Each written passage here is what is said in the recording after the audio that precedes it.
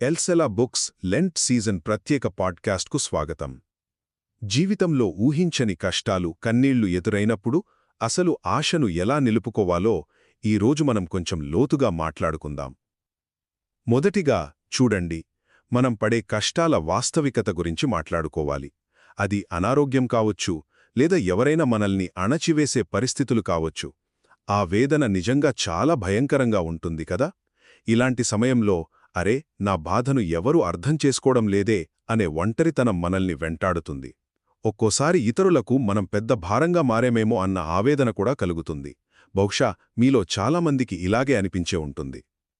ఇక రెండో విషయమేంటంటే, ఇలాంటి భయంకరమైన బాధలో కూడా దేవుడు మనకు నిరంతర తోడుగా ఉన్నాడన్న వాస్తవం. ఇక్కడ మనమొక విషయం ఖచ్చితంగా అర్థం చేసుకోవాలి. దేవుడు మన కష్టాలను క్షణాల్లో మాయం చేసే మెజీషియన్ కాదు.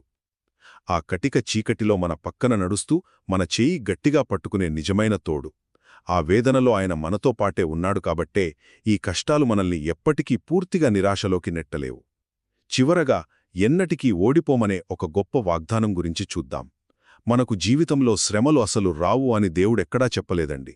కాని ఆ కష్టాలు మనల్ని ఎప్పటికీ జయించలేవని ఆయన మాటిచ్చాడు.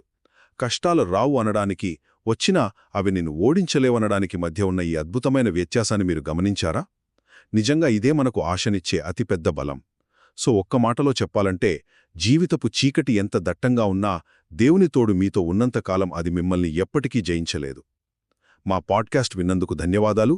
మరిన్నిటి కోసం ఇలాగే వింటూ ఉండండి.